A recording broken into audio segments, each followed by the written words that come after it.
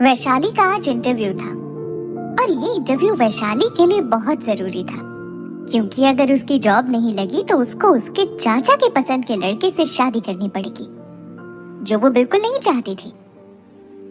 यही सब सोचते हुए अपने ही ख्यालों में कहीं गुम थी कि तभी अचानक से उसका फोन बजा और उसने देखा कि उसकी सबसे अच्छी फ्रेंड वर्षा का कॉल आ रहा है।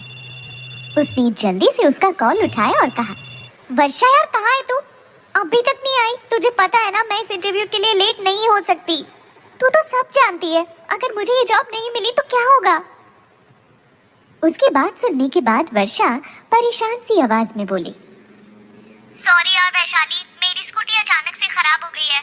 अब तुझे टैक्सी लेकर इंटरव्यू देने के लिए जाना पड़ेगा। जैसी वैशाली ने वर्षा की बात सुनी तो वो और भी ज्यादा परेशान हो गई और उसने थोड़ा नाराज होते हुए वर्षा से कहा, यार वर्षा, तेरी स्कूटी भी क्या मेरी शादी करवाना चाहती है जो एकदम से खराब हो गई? इतना कहने के बाद वैशाली ने फोन डिस्कनेक्ट कर दिया और अपने आसपास देखने लगी, इस उम्मीद से कि शायद उसे कोई टैक्सी मिल जाए, लेकिन उसको वहां दूर दूर तक कोई टैक्सी दिखाई नहीं दे रही थी। वहीं दूसरी तरफ अक्षत जिंदल, द बिजनेस टाइकून, आज विदेश से इंडिया लौट रहा था। अक्षत जैसे ही प्राइवेट जेट से नीचे उतरा, वैसे ही सभी लोग उसको देखकर कुछ समय के लिए फ्रीज हो गए थे। वो सभी लोग वहां उसका वेलकम करने आए थे, लेकिन अक्षत को देखते ही वो सब कुछ समय के लिए भूल ही गए और उसे हैरानी से देख रहे थे। अक्षत की लंबी हाइट, तीखे फीचर और उसके चेहरे पर एक कोल्ड लुक उसको एक परफेक्ट मैन बना रहा था, लेकिन वो दिखने में काफी खतरनाक नजर आ रहा था। उसके चेहरे पर किसी प्रकार का कोई एक्सप्रेशन नहीं था और उसको देखकर कोई ये नहीं बता सकता था कि उसके दिमाग में इस वक्त क्या चल रहा होगा। अक्षत जैसे ही अपनी प्राइवेट जेट से नीचे उतरा, उसने अपने सामने खड़े आदमी से सीधे कहा, कपिल ऑफिस चलो। कपिल, जो कि अक्षत का बॉडीगार्ड और ड्राइवर दोनों था, वो अक्षत की बात सुनकर जल्दी से हरकत में आया और उसने बड़े सम्मान के साथ कहा, जी बॉस आइए। अक्षत जैसे ही वहां से निकलने के लिए आगे बढ़ा, उसकी चील जैसी नजरें उन लोगों की तरफ पड़ी जो उसे लेने और उसका वेलकम करने आए थे। उनकी तरफ कोल्ड एक्सप्रेशन के साथ देखते हुए कहने लगा, लगता है कंपनी में काम खत्म हो गया है, तभी आप लोग यहाँ टाइम पास करने आए हैं। जैसे ही अक्षत की आवाज उनके कानों में पड़ी, वैसे ही वो सब भी अपने ख्यालों से बाहर आ गए और जल्दी से एक लड़के ने घबराते हुए कहा, सर, आपके दादाजी ने हमें यहाँ पर आपका स्वागत करने के लिए भेजा है। आपने इतनी कम उम्र में जो कामयाबी हासिल की है और अपनी सूझबूझ से आपने जिंदल इंडस्ट्रीज को एक अलग ही मुकाम पर पहुँचाया है, हम सब तो बस उसके लिए आपको बधाई देना चाहते हैं। ये कहते ही उन लोगों के साथ मौजूद एक एम्प्लॉय अपने हाथों में एक फूलों का गुलदस्ता लिए अक्षत की तरफ लेकर बढ़ा ही था कि तभी उसी वक्त अक्षत का फोन बज उठा और वो उनको कुछ जवाब दिए बिना ही आगे की तरफ बढ़ गया।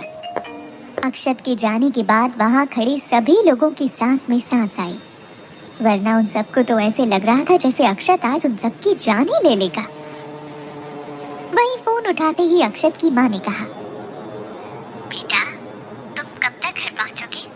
हमने तुम्हारे लिए तुम्हारी पसंद का खाना बनाया है। अक्षत ने जवाब में कहा, माँ मैं डिनर आपके साथ करूंगा, अभी मुझे कंपनी में कुछ काम है।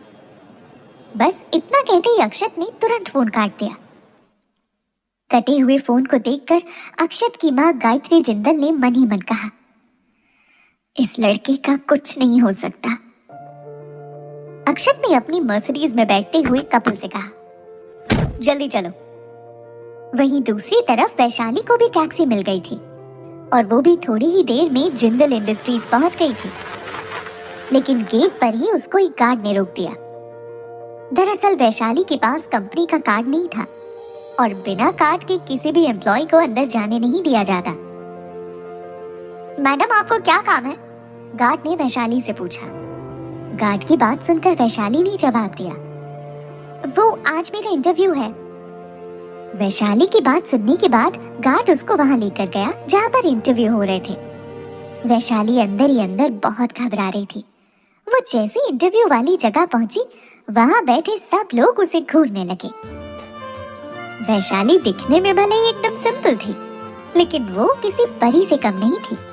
उसकी ब्यूटी ही ऐसी थी जो किसी को भी उसका दीवाना बनाने के लिए काफी थी। वैशाली ने अंदर जाकर अपने लिए एक सीट ढूंढी और बैठ गई, और अचानक ही उसे कुछ फील हुआ और वो इधर उधर देखने लगी। तब उसने पाया कि सब लोग उसे ही घूर रहे थे। आज उसने रेड कलर का टॉप और उसके साथ ब्लू कलर की जीन्स पहन रखी थी, जिसमें वो किसी कयामत से कम नहीं लग रही थी। उसके बाल पोनी टेल में बंधे हुए थे, जो उसके लुक्स पर 4 चांद लगा रहे थे। कुछ ही देर बाद वहां पर प्यून आया और पूछा, यहाँ पर वैशाली कौन है?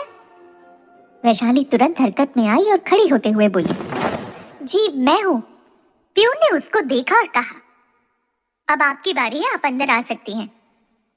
प्यून की बात सुनते ही वैशाली जल्दी से उठकर उस रूम में गई जहां पर इंटरव्यू लिया जा रहा था, और अंदर आकर उसने देखा सामने 5 लोग उसका इंटरव्यू लेने के लिए बैठे हुए थे।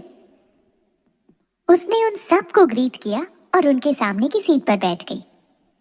वहां पर बैठे लोगों में से एक लेडी, जिसका नाम मीना शाह था, उसने वैशाली से सवाल जवाब करना शुरू कर दिया। वैशाली के लिए उनके सवालों का जवाब देना इतना भी कठिन नहीं था। वो बचपन से ही काफी ब्रिलियंट स्टूडेंट रही थी।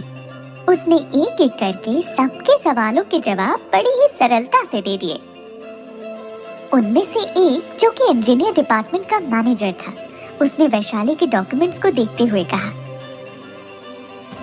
मिस वैशाली, हालांकि आपने अपनी पढ़ाई किसी नामी जगह से नहीं की है, लेकिन आपको देखकर ऐसा लगता है कि आप में बहुत काबिलियत है।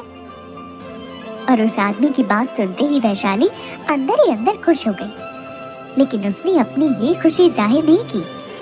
तभी मीना शाह ने वैशाली से आगे कहा, आपको रिजल्ट कल तक बता दिया जाएगा, अब आप जा सकते हैं। वैशाली जब वहां से बाहर निकली तो उसके चेहरे पर एक अलग ही मुस्कान थी। वो वहां से सीधा घर के लिए निकल गई, क्योंकि वो जल्द से जल्द अपनी माँ से मिलना चाहती थी। वहीं दूसरी तरफ जिंदल ग्रुप की 20वीं मंजिल के मीटिंग रूम का माहौल बहुत ही गर्म था। अक्षत बीच की सीट पर बैठा हुआ था और सारे बोर्ड ऑफ मेंबर उसके चारों तरफ बैठे हुए थे। अक्षत की आंखों में उसका गुस्सा साफ नजर आ रहा था और वहां बैठे लोगों में दहशत फैली हुई थी। तभी उसने गुस्से में कहा, इस कंपनी में आखिर इतनी बड़ी गलती कैसे हो सकती है?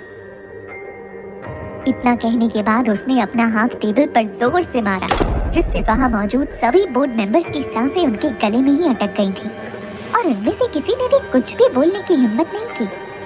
वो सब भगवान से यही दुआ कर रहे थे कि अगर इस कमरे से आज वो सही सलामत बाहर निकल जाएं, तो वो आज मंदिर जाकर प्रसाद जरूर चढ़ाएंगे। तभी मीटिंग रूम का दरवाजा खुला और एक टॉल और हैंडसम आदमी चलकर कमरे के अंदर आया। उस आदमी ने अंदर आते ही बोलना शुरू कर दिया, भाई, मेरे प्यारे भाई, आप वापस आ ही गए। मैंने आपको बहुत ही मिस किया। ये कहकर वो आदमी अक्षत के गले लग गया। अक्षत ने उसे दूर धकेलते हुए कहा, कंपनी में जो प्रॉब्लम आई है, तुम्हें उसके बारे में कुछ पता भी है या नहीं? अभिनव ने जवाब देते हुए कहा, भाई, प्रॉब्लम ही तो है, सॉल्व हो जाएगी। उसकी बात सुनकर अक्षत की भौहें तन गई और उसने गुस्से से कहा, आखिर तुम्हें कब अपनी जिम्मेदारियों का एहसास होगा? तुम मेरी बात ध्यान से सुनो। आज से तुम कंपनी में ओवरटाइम करोगे और मिस्टर मेहरा का प्रोजेक्ट मुझे किसी भी हालत में चाहिए और उसे पूरा तुम करोगे। ये सुनकर तो वो आदमी परेशान हो गया। इससे पहले कि वो कुछ बोल भी पाता, उससे पहले ही अक्षत कमरे से बाहर जा चुका था। अक्षत के जाते ही उस कमरे में जो शांति पसरी हुई थी, अब वो टूट चुकी थी। तभी बोर्ड ऑफ मेंबर्स में से एक ने कहा, अभिनव सर, हम नहीं जानते कि हम आपका शुक्रिया अदा कैसे करें। आज आपने टाइम पर आकर हमारी जान बचा ली। उस आदमी की बात सुनकर अभिनव ने थोड़ा गुस्सा करते हुए कहा, अभिनव सर के बच्चे, तुम्हारे चक्कर में मेरी वाट लग गई। अब मेरा क्या होगा? मैंने तो छुट्टियों पर जाने के लिए टिकट भी बुक कर ली थी। इतना बोलते वो अक्षत के पीछे जाने लगा। अक्षत अपनी मर्सिडीज में जाकर बैठा ही था कि तभी अभिनव जल्दी से उसके साथ उसके बगल वाली सीट पर बैठ गया। ये देखकर अक्षत की भौहें तन गईं और उसने गुस्से से कहा, ये तुम क्या कर रहे हो? उसकी बात सुनकर अभिनव ने रोने की एक्टिंग करते हुए कहा, भाई मैं आपका इकलौता भाई हूँ, आपका प्यारा भाई, आप मेरे साथ इतनी ज्यादा नाइंसाफी नहीं कर सकते। कपिल, जो कि काफी देर से ये सब होते हुए देख रहा था, उसने ड्राइव करते हुए अक्षत से पूछा, बॉस आप कहाँ जाना पसंद करेंगे? अक्षत ने अभिनव की तरफ देखकर कपिल से कहा, कार रोको। अक्षत की बात सुनकर कपिल जल्दी से कार रोक देता है। कार के रुकते ही अक्षत ने अभिनव की तरफ देखकर कहा, अभी की अभी कार से उतरो। अक्षत की बात सुनकर अभिनव का चेहरा उतर गया। इससे पहले वो कुछ कहता, अक्षत ने कार का दरवाजा खोल दिया था। अभिनव ये देखकर अक्षत से चिढ़ते हुए कहता है, भाई आप कितने निर्दयी हो, आप अपने प्यारे भाई को कार से धक्के मार के निकाल रहे हो, क्या आपको थोड़ा सा भी तरस नहीं आ रहा है? अक्षत ने बिना किसी एक्सप्रेशन के कहा, अभी तक मैंने तुम्हें धक्का मारा नहीं है। अक्षत की बात सुनते ही आगे बैठे कपिल को हंसी आ गई, लेकिन उसने अपनी हंसी अंदर ही दबा ली। अभिनव ने अपनी रोने वाली शक्ल लेकर कार से नीचे उतरते हुए कहा, आपके इसी अंदाज के कारण आपकी आज तक कोई गर्लफ्रेंड नहीं बनी है। ये कहते हुए वो जोर से कार का दरवाजा बंद कर देता है। उसके दरवाजा बंद करते ही कार उसकी आंखों के आगे से गायब हो गई और बेचारा अभिनव बीच रास्ते में अकेला खड़ा रह जाता है। अक्षत कार में बैठा हुआ बैक व्यू मिरर से उसे देख रहा था। अभिनव ने अक्षत की कार को जाते हुए देखकर अपनी जेब से फोन निकाला और एक नंबर डायल किया और वो धीरे से बड़बड़ाने लगा, ऐसा भाई भगवान किसी को ना दे। वैशाली की मां निर्मला सूर्यवंशी घर पर उसका बेसब्री से इंतजार कर रही थी। जब वैशाली घर पहुंची तब उसकी मां जल्दी से उसके पास आई और बोली, बेटी क्या तुम्हारा इंटरव्यू हो गया? कैसा गया तुम्हारा इंटरव्यू?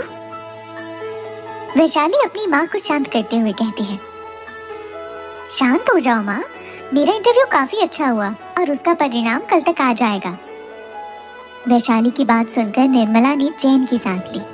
वैशाली के चाचा सूरज ने भी वैशाली की बात सुन ली थी और वो भी अभी ही घर वापस आए थे। उन्होंने अपना बैग रखते हुए वैशाली से कहा, अगर तुम्हारी नौकरी नहीं लगी तो तुम्हें किसी भी हालत में राघव से शादी करनी पड़ेगी। राघव एक पुलिस वाला था। उसने वैशाली के चाचा को कहा था कि अगर वो उसकी शादी वैशाली के साथ करवा देते हैं तो वो उनके हर काम में मदद करेगा। राघव की बात सुनकर उसके चाचा लालच में आ गए थे, क्योंकि उन्हें ऐसे बहुत से काम करने पड़ते थे जिनमें उनको पुलिस का डर लगा रहता था। अगर वो वैशाली की शादी राघव के साथ करवा देते हैं तो उनको उस चीज का डर नहीं रहेगा। वैसे तो वो राघव की शादी अपनी बेटी स्नेहा से करवाना चाहते थे, पर स्नेहा वैशाली की तरह सुंदर नहीं थी। वैसे भी राघव को वैशाली पसंद थी और वो इसमें कुछ नहीं कर सकते थे। लेकिन वैशाली राघव के साथ शादी नहीं करना चाहती थी, क्योंकि राघव पहले उनके ही कॉलेज की एक लड़की को डेट कर रहा था।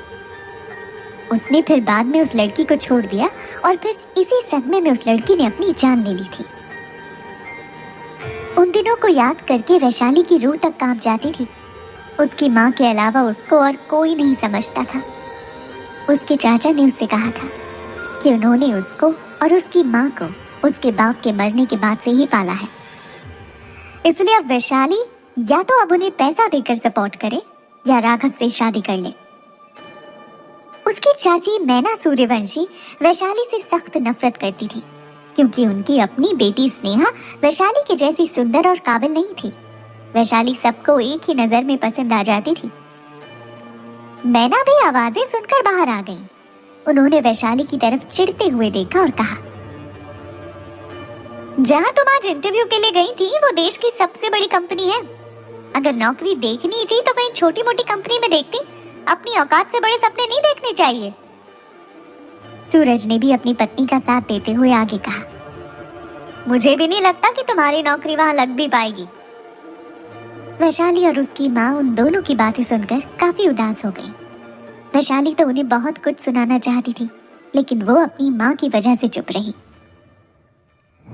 वहीं दूसरी तरफ अक्षत घर पहुंच चुका था। उसके दादी दादा और माँ बहुत खुश थे। वो सब बैठकर खाना खा ही रहे थे कि अभिनव चिल्लाते हुए वहां आया और चीखते हुए कहता है, माँ, दादा, दादी, आपके सुंदर अभी को आज एक हैवान ने धक्के मारकर कार से बाहर निकाल दिया और धूप में खड़े रहने की वजह से मैं काला भी हो गया हूँ। देखो मुझे, मेरी चमक गायब हो चुकी है। अभिनव की बात सुनने के बाद उसकी दादी ने कहा, क्या हुआ अगर तुम थोड़ी देर धूप में खड़े रह गए? धूप में रहने से तो हमें विटामिन डी मिलता है, तो ये तो अच्छी बात है। अपनी दादी की बात सुनकर अभिनव ने अपनी आंखें सिकोड़ ली और कहा, दादी, आप ये कैसी बातें कर रही हैं? क्या होगा अगर मुझे कल कंपनी में लड़कियों ने नहीं पहचाना तो? मेरा मतलब कंपनी के एम्प्लॉइज ने नहीं पहचाना। देखो मेरा चेहरा कितना बदल चुका है। अभिनव की बात सुनकर वहां बैठे सब लोग हंसने लगे और अक्षत की तरफ देखने लगे, लेकिन अक्षत के फेस पर कोई एक्सप्रेशन नहीं था।